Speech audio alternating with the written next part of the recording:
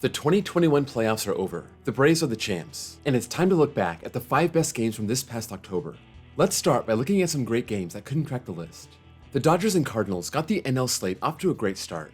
Scherzer and Wainwright handing over a tight 1-1 game to their bullpens, a game that was tight all the way through, and Chris Taylor played the hero with a walk-off homer to send the Dodgers to San Francisco.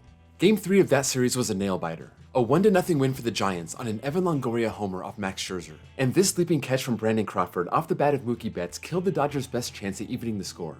In the other NLDS, Game 4 saw the Braves on the verge of victory, but the Brewers' bats came to life. The Braves did respond, and with the game tied in the 8th, Freddie Freeman took Josh Hader yard, and that turned out to be the series-winning run. In the ALDS, Boston was looking for an easy clinch in Game 4 versus Tampa, jumping out to a 5-run lead in the 3rd, but Tampa clawed back against the bullpen, tying it in the 8th inning. But the Sox rallied in the 9th, and Kike Hernandez won the series with a walk-off sac fly. The last game to just miss the list is ALCS Game 1. Kike Hernandez had a huge game, but Altuve came up with a 2-run homer to tie it in the 6th. And in the bottom of the 7th, Carlos Correa broke the tie and made a meme, and the Astros stole a very important first game. The first game on this list also comes from this series. Number 5. ALCS Game 4. After the Astros took Game 1, the Red Sox bats exploded in Games 2 and 3, hitting 3 grand slams over those 2 games. Alex Bregman was looking to flip the script in the first inning, giving the Astros an early lead for Zach Greinke. It didn't last long. Xander Bogaerts got the lead back right away. Greinke wouldn't even get through 2 innings, but he only gave up those 2 runs. After the bats exploded in the first 3 games, this turned out to be a pitcher's duel. With the Astros down in the top of the 8th, 6 outs from going down 3 games to 1, Jose Altuve once again came up with a big-time late-game homer to tie it. The Sox brought in Nathan Eovaldi to keep it tied in the 9th, but he gave up a leadoff double to Correa. He looked like he may get out of it, but with 2 outs, Jason Castro broke the tie with a single, and then the floodgates opened.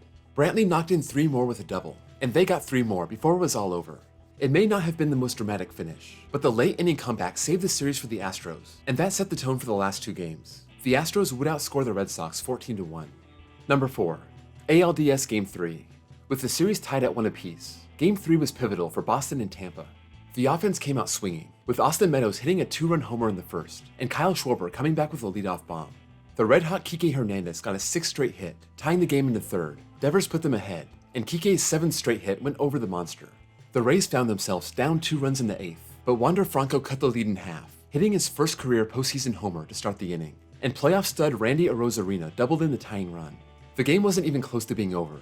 Nick Pivetta was supposed to be the Game 4 starter, but he took the ball in the 10th, and he was helped out by Manny Margot sliding off second base to end the inning. Arozarena would steal second in the 11th, but 2 big strikeouts kept it tied. Surely Kike would walk it off in the 11th, right? Franco and Luplow were having none of it. Pivetta kept going into the 13th, and that's when all hell broke loose. With 2 outs and Yandy Diaz on first, Kevin Kiermaier hit one off the wall, off Hunter Renfroe, and the ball went over the fence. The rule says this is a ground rule double, a bizarre break for the Red Sox, and Diaz was sent back to 3rd. Pivetta struck out Zunino to end the top of the 13th. Christian Vasquez put this one to bed, slugging a walk-off 2-run homer in the bottom of the 13th, giving Boston control of the series, and scoring another walk-off in Game 4 to win the series. Number 3. NLDS Game 5. This game was dripping with drama. Those longtime rivals meeting in the playoffs for the first time ever. 107 wins versus 106 wins, and it all came down to a winner-take-all Game 5. Logan Webb destroyed the Dodgers in Game 1, and he looked every bit as nasty in Game 5. The Dodgers went for a bullpen game to start, knowing at some point they would deploy Julio Urias. After 2 innings, they brought him in. The game had no score through 5, but Mookie Betts led off the 6th with his 3rd hit of the game, and Seager scored him with a double. That was all they could get in the 6th, and they wish they could have added more, as Darren Ruff came back in the next inning and launched a game-tying homer to dead center. In the 8th, the Dodgers did threaten. Betts got his 4th hit to put 2 on with 1 out, but Seager and Trey Turner couldn't cash them in. Kenley Jansen mowed down the Giants in the bottom of the 8th, sending the winner-take-all Game 5 to the 9th, tied at 1. The Dodgers got 2 on with 1 out off Camilo Doval, and Cody Bellinger came up in another clutch spot, and he delivered. His line drive single scored Justin Turner, and the Dodgers turned to Max Scherzer to close it out. With 2 outs and 1 on, Scherzer got Wilmer Flores on a bogus check swing to end the series. It was a terrible way to end the epic battle, but it was a bitterly intense game, and everybody was hanging on every pitch. Number 2. NLCS Game 2. Coming out of Game 1 where they got walked off, Corey Seager wasted no time getting the Dodgers on the board, blasting a 2-run homer off Ian Anderson. The Dodgers threatened again in the 3rd, but this grab by Rosario, coming off the bat of Trey Turner, killed a huge rally. He only gave up 2 runs, but Ian Anderson did not look strong, and he was gone after the 3rd. Max Scherzer looked strong early, but one ill-advised breaking ball was sent over the chop house by Jock Peterson. In the 5th, both teams would leave 2 runners stranded, and the Dodgers had Chris Taylor on third with 1 out in the 6th, but couldn't get him home. This was due to big strikeouts by Webb and Matzik. In the 7th, Matzik struck out 2 but walked 1. Will Smith was intentionally walked, and Luke Jackson came in and hit Justin Turner. Chris Taylor was up with the bases loaded, and he came up with another big hit, getting one past Heredia in center to score 2. Blake Treinen had the 7th, and Julio Urias came in for the 8th. He had been money out of the bullpen in 2020, but it wouldn't work out for Dave Roberts and the Dodgers this time. Ozzie Albies drove in Eddie Rosario on a close play at home. Then Austin Riley drove in Albies from first on another razor-thin play. The lead was gone, and with 2 outs in the bottom of the 9th, Kenley Jansen came in, and Eddie Rosario hit his first pitch past Corey Seager, scoring Dansby Swanson for the 2nd walk-off in a row. This put the Braves firmly in control of the series, and they would stay in control all the way through their victory in Game 6. Number 1. World Series Game 4. The Braves just came off a crucial Game 3 win, riding 5 no-hit innings from Ian Anderson and their bullpen for a 2-0 shutout.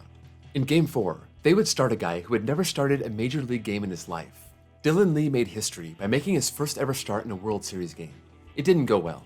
He got 1 out and loaded the bases, and Brian Snitker brought in Kyle Wright. He was able to limit the damage to 1 run, and in the 3rd, he was able to get himself out of another bases-loaded jam. He did give up a solo home run to Altuve in the 4th, but he got the Braves out of the 5th inning just down 2-0. Zach Greinke gave the Astros 4 strong scoreless innings, riding the double play ball to get around 4 hits. Eddie Rosario got the offense started in the 6th, and Austin Riley cashed in the first run with a 2-out single.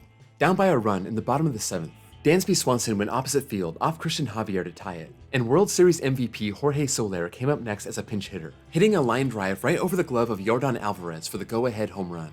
In a flash, they went from down 1 to up 1, but the Astros wouldn't go down without a fight.